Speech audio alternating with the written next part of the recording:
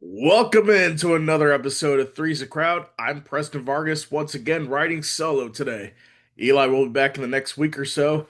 Before we get started, don't forget to like this video, subscribe to the channel. Also, college football season is coming to an end. This weekend, bowl games start. They got another week for the college football playoffs. The brackets are out, bowl game matchups are set.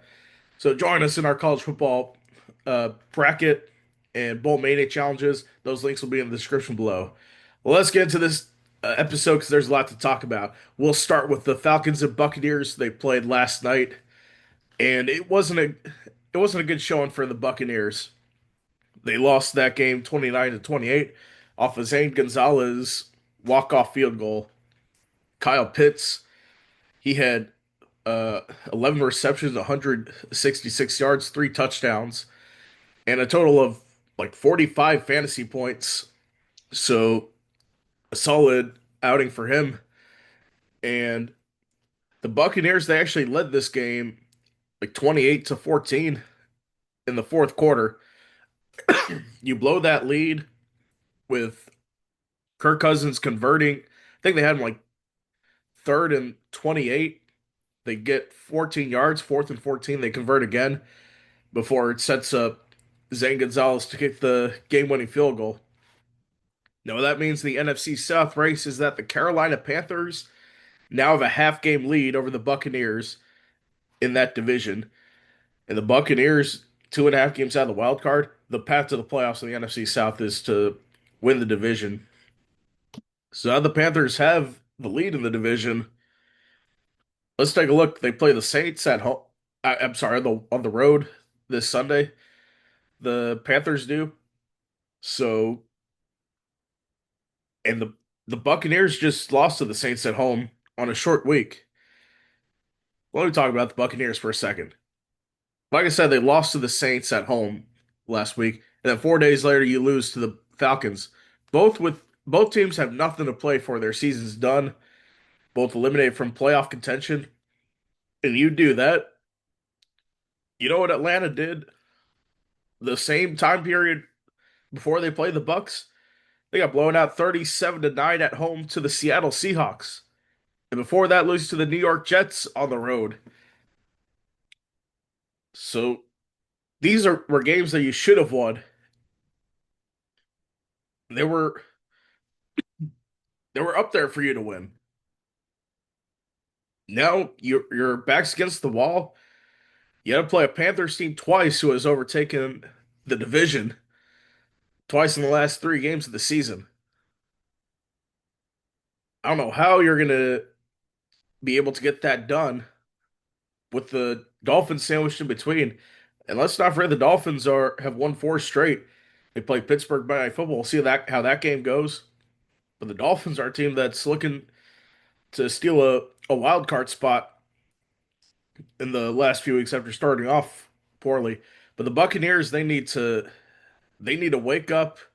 They have 10 days before they go on the road to Carolina, who has now taken the lead in the division. Like I said, you played them twice out of the last 3 weeks of the season. So buckle up and get ready, Tampa Bay, because you're going to need it. And now we'll move on to some shocking college football news that came out a couple days ago. Michigan head coach Sherrone Moore was fired for cause. That was, I think he had an affair with a staff member, so they fired him. And then a couple hours later, he was arrested by the Saline Police Department in Michigan. He's now in the Washtenaw County Jail in near Ann Arbor. So, and I think today he's expected to be arraigned in court. But to me, I think this is, I don't know what to make of this situation. The one hand for Sherrod Moore, his career is basically over now as a head coach. I don't know how you can look anyone in the eye after this and lead a team. I mean, we saw during the interim when he coached for Sherrod Moore, he coached for Jim Harbaugh when he was serving his suspension for spying on other teams or side stealing. So he did well there. His recruiting class was starting to become good, but you can't have this on your resume. And now we'll talk about the coaching search now for Michigan. So I've heard a couple of odds out there. Buffalo Bills offensive coordinator Joe Brady. I also heard maybe Kalen DeBoer, but I don't think he's gonna be there. Arizona State coach Kenny Dillingham, who led the Sun Devils to the playoffs last season, and this season obviously injuries have ravaged that team. Washington coach Jed Fish, impressive season. I don't know if he's ready to make that jump yet, but one thing I could see, if it is Kalen DeBoer, question is would Lane Kiffin leave LSU in less than a month to take the Alabama job? Who knows? I think Lane Kiffin could probably be the one to replace Sherrone Moore at Michigan. Who knows? But obviously not an ideal time for that to happen, especially when you're prepared to play in a bowl game against Texas for the Cheez-It Citrus Bowl, which we'll pick that game later on in the show. But yeah, we'll see what happens for the Michigan situation. Now, another shocking story, this time for the NFL.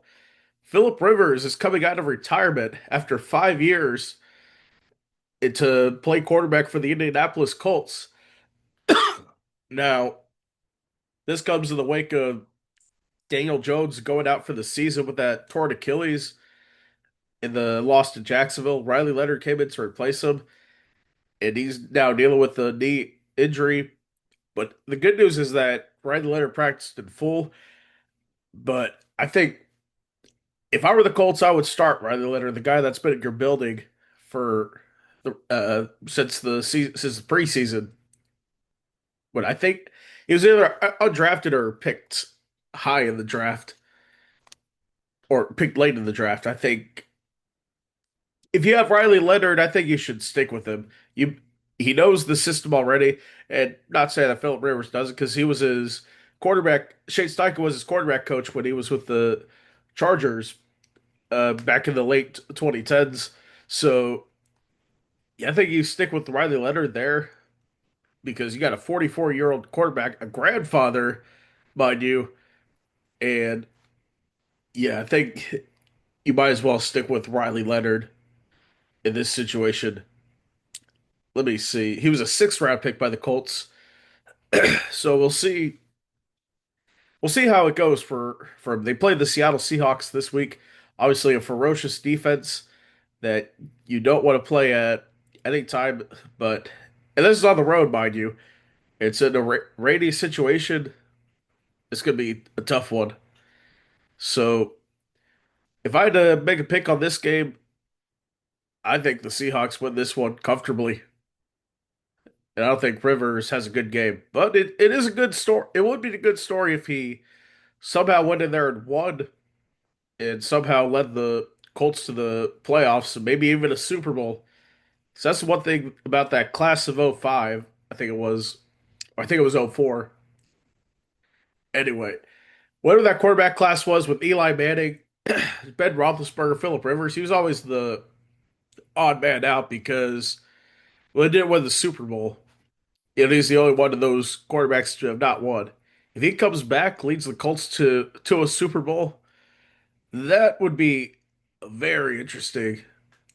And now we'll move on to the NBA Cup. The semifinals are this Saturday from T-Mobile Arena, Las Vegas. The first matchup is, of course, my Orlando Magic taking on the New York Knicks. That game is going to be 5:30. And then the San Antonio Spurs, who beat the Lakers in the semifinals, will play the Oklahoma City Thunder. The red hot Oklahoma City Thunder, mind you. That's at 9 o'clock Eastern Time. Both those games on Amazon Prime. Let's preview each of these matchups. Knicks and Magic, they played each other on Sunday in a rare day game for the Magic. They ended up losing that game. Uh, let me see. They lost that game 106 to 100. caught a glimpse of that game while I was at the bar waiting for the Bears game to start, and from what I saw, the match score down most of the game, like by 10. It looked like they came back. They did lose Franz Wagner in that game. We now know he's not going to be available for this one. He'll probably be back in a couple weeks or so. So we'll see. But they did get past the Miami Heat after falling. It's like a 25-0 hole to start the game. I mean, it was bad. Actually, I think it was 15 nothing that the Heat started off. Won the first quarter comfortably, 30 to 17, but then the Magic just stormed back the rest of the game, made it close at the half, and then just dominated the second half over Miami. So we'll see what happens there. For the Knicks in their cup game, they played the Toronto Raptors on the road. Won that game convincingly, 117 to 101. So Jalen Brunson at 35 points, he's going to be someone you need to contain when the NBA Cup semifinals come around on Saturday. So 35 for Brunson. They had control most of that game against the Toronto Raptors. And then we'll go to the Western Conference NBA Cup semifinals, the San Antonio Spurs. They beat the Los Angeles Lakers. They really pulled away late, 132 to 119. Stephon Castle having a breakout season for the Spurs. And obviously you don't have Wembanyama through this run. So that's kind of impressive in its own that you can win without Wembanyama. Stephon Castle, he started to become a good role player for them. Actually, more than a role player. Like maybe he's not a superstar yet. I'm not going to call him that quite yet. Just give him a couple more years, but he's definitely developing into something. One of their, I think he's one of their two best players, either De'Aaron Fox or Wembanyama, but definitely De'Aaron Fox's or Stephon Castle's going to be a problem in the future for anyone playing against them. Speaking of problem right now, the Oklahoma City Thunder, they are off to a 24 and 1 start. I think this is tied for the best with the Golden State Warriors back in the 2015-16 season where they won 73 games. I think we can see the Thunder repeat. That's not even I don't think that's even a question now. I think at this point the Thunder are the title favorites solely, but they're going to come out of the West, in my opinion. SGA averaging 32 points per game, and I think half of his games he hasn't even played in the fourth quarter because they've been blowing teams out so much. They blew out the Suns by 55 points at home in the quarterfinals, and then you blew out the Jazz. They haven't really had a close game all month, and then you got to go back to when they played the Phoenix Suns in group play, when they only beat them by 4 points. That was their last close game like 2 weeks ago. So the Thunder are on a roll. I think they're the team to beat in the NBA Cup, which sucks as a Magic fan. I don't think we match up well against them at all. And I think they're the team to beat throughout the NBA. And now we'll move on to college football once again. The Heisman Trophy race is on. I saw Diego Pavia on First Take this morning. He's one of the Heisman favorites. So let me pull up a list of the Heisman Trophy candidates. So I think it's Fernando Mendoza, uh, Diego Pavia, obviously, Jeremiah Love, and then Julian Say, the quarterback from Ohio State. So right now, according to DraftKings, the Heisman Trophy favorite is Fernando Mendoza with minus 2,500 odds to win, which I think he's going to win the Heisman. He put up great numbers at Indiana this season, led them to an undefeated season. They're the one seed in the college football playoff. They beat Ohio State. And Fernando Mendoza, he's had some clutch moments after getting hit, leaving the game briefly against Ohio State in the championship, came back, led the Hoosiers down the field, and Ohio State had a lot of opportunities to win that game. I said in the show last week that that game would decide the Heisman race. I think it did decisively. We'll talk about the other candidates.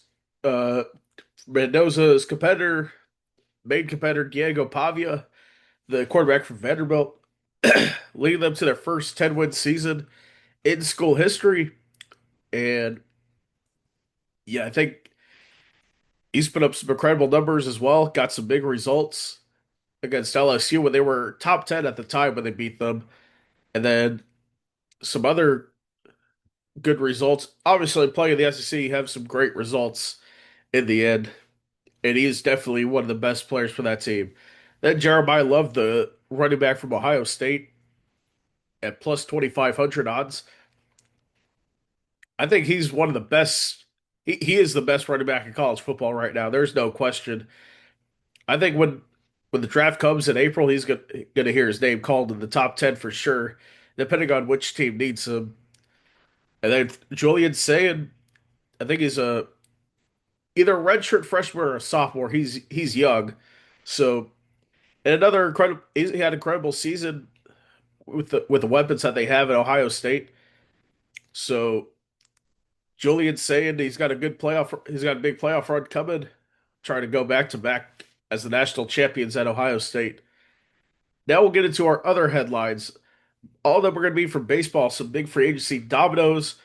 Kyle Schwarber is back with the Phillies on a 5-year, I think $125 million deal or 150.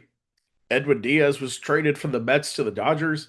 And the Mets also lost Pete Alonso to the Baltimore Orioles. He opted out of his contract with the Mets early. He's going down 95 to Baltimore. So big acquisition for the Orioles there. Huge loss for the Mets. Also, Robert Suarez yesterday, the closer for the Padres, now going to be the closer for the Braves. The Braves, I think, even though they missed the postseason next year, I think they'll be back this season. And now we reached our pick segment where I'm going to pick all the ball games on the schedule. So let me pull that up and we'll get set to go. The Cricket Celebration Bowl, South Carolina State taking on Prairie View A&M. The two best HBCU schools play each other. Both had incredible seasons. I'm going to pick the more familiar team, South Carolina State. Then also, this is Army Navy week as well. Even though it's not on the board, I still got to make a pick of that one. But I'm going to pick Army in that one over Navy. And then we go to the bucked up LA Bowl, Boise State Broncos and Washington Huskies. I think both teams they have pretty solid seasons throughout, but I'm going to take the Washington to win this one. The IS 4S Salute to Veterans Bowl, Troy and Jacksonville State, two Alabama teams facing off against each other.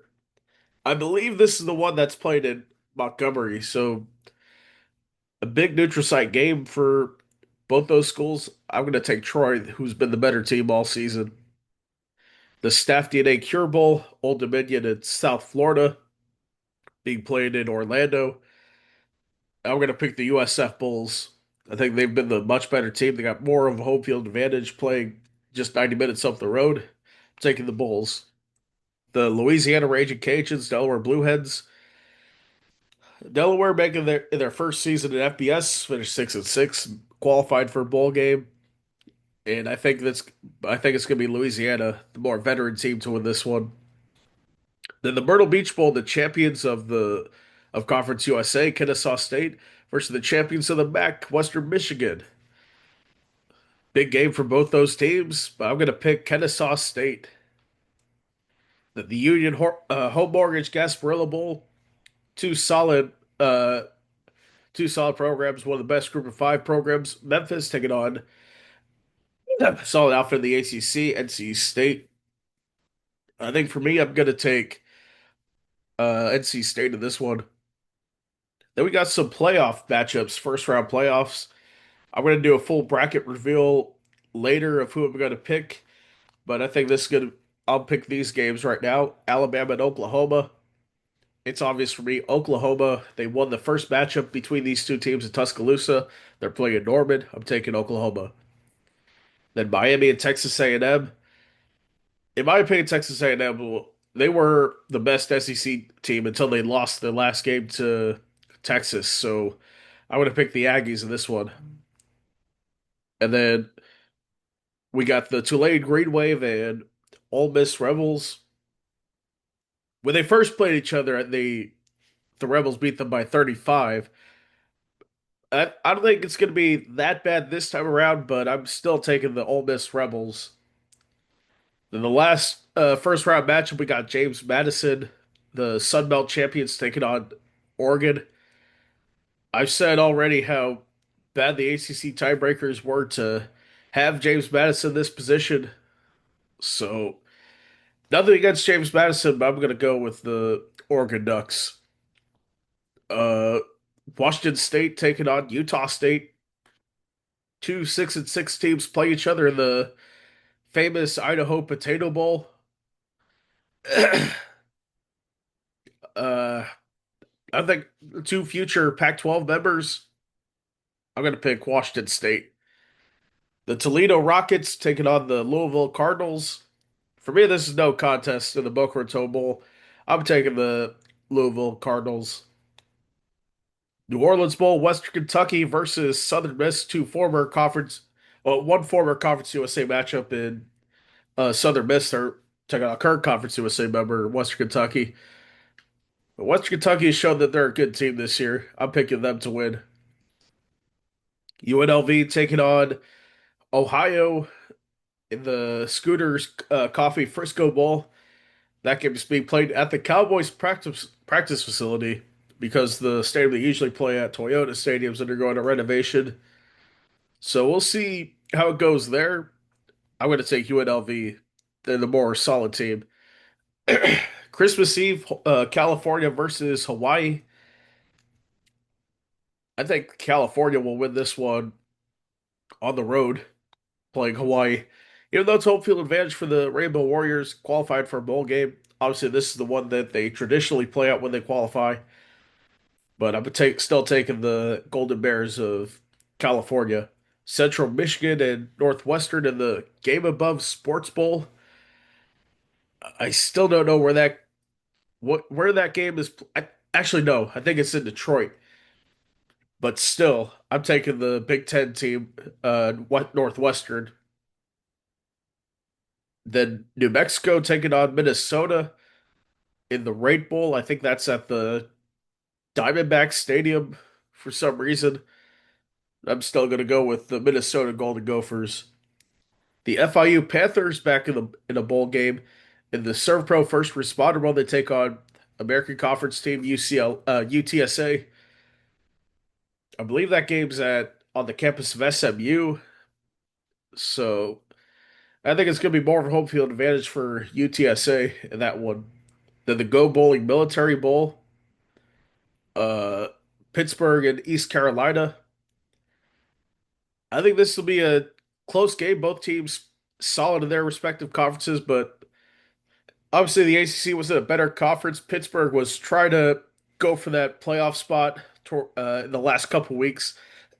Obviously, blowout losses to Notre Dame, Miami prevented that from happening. So I'm picking Pittsburgh. In the Bad Boy Mowers Pinstripe Bowl, we got Penn State and Clemson, two teams that are disappointed by their seasons this season. For the game at famous Yankee Stadium, I'm taking the Clemson Tigers. Then the Wasabi Fenway Bowl in Boston at Fenway Park. I think UConn is going to take on Army. I think that's going to be a great matchup for both those teams. Obviously, UConn's in New England. Army is not that far from New England, so I think it's going to be a good game for both teams. But I think UConn's going to win that one. Then everyone's favorite, the Pop Tarts Bowl, taking place at Camping World Stadium, downtown Orlando. The Georgia Tech Yellow Jackets and BYU Cougars. This was supposed to be Notre Dame's slot, that they would slide in because they missed the playoffs. But instead, they declined a bowl game invitation Georgia Tech accepted. So they play BYU. And Kalani Sitake has been a great coach for BYU.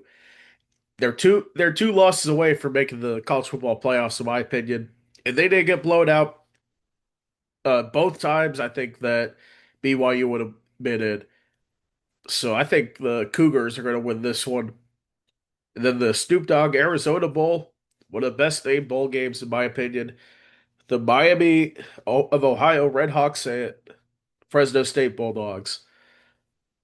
I think this will be a competitive one, but I still think Fresno State's the better program. And then the Isleta New Mexico Bowl, North Texas Mean Green and San Diego State Aztecs. I think this is going to be a slight advantage for North Texas because they're ranked and have had a better season so far. We got the Virginia Cavaliers taking on the Missouri Tigers. Uh, Virginia obviously lost the ACC championship. We all know how that happened against Duke.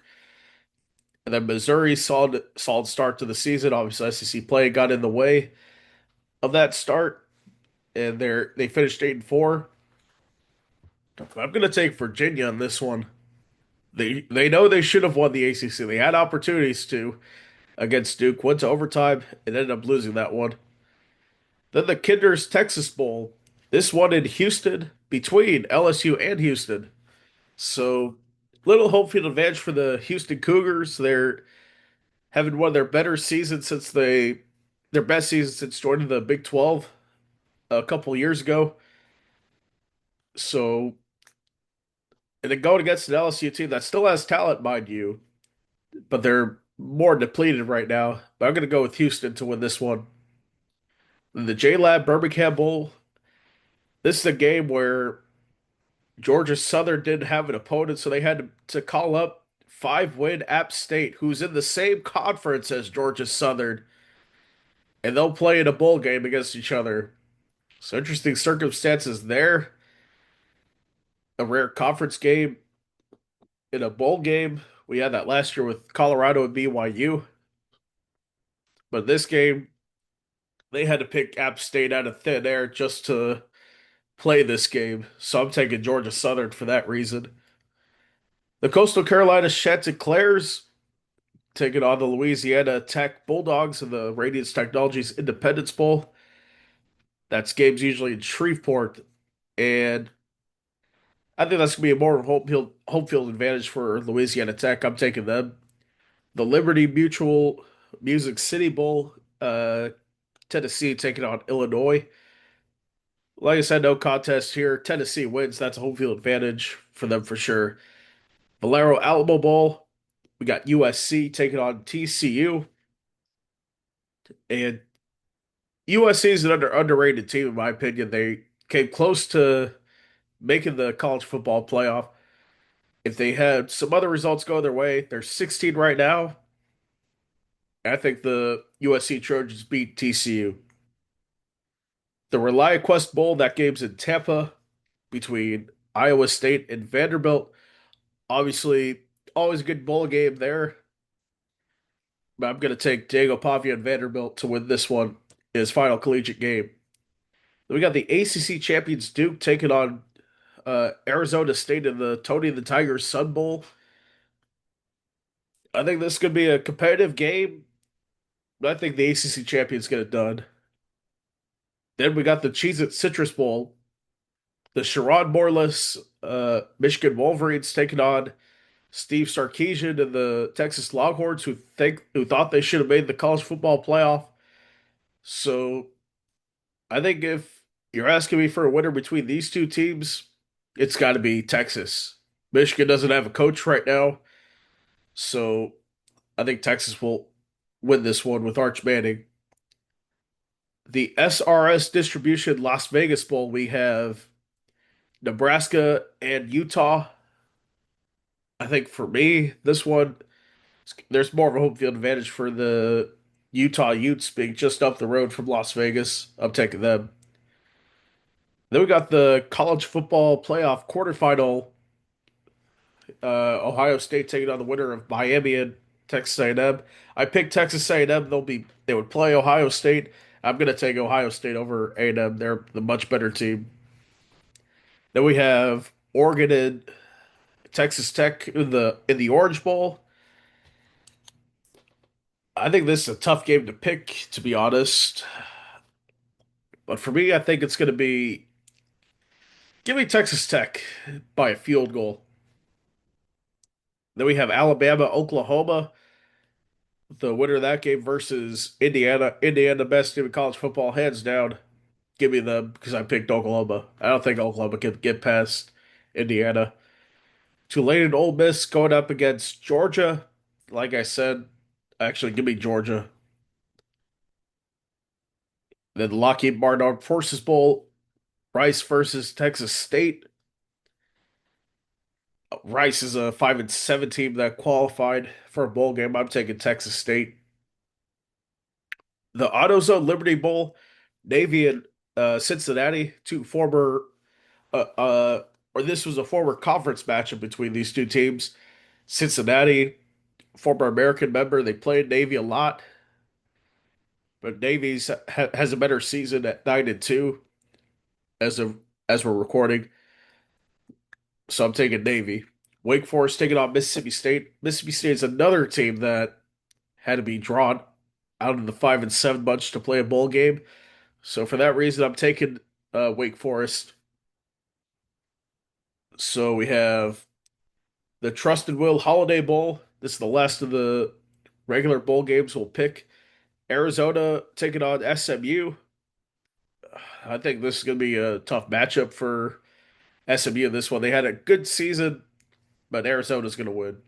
The rest of these are bowl game predictions, or the playoff predictions from the winter bowl games. We'll get into that whole playoff bracket challenge a week from today when we do that episode. That's gonna do it for us for this episode. If you like this video, please like and subscribe. We'll be joined back here on Monday. Thank you guys for watching.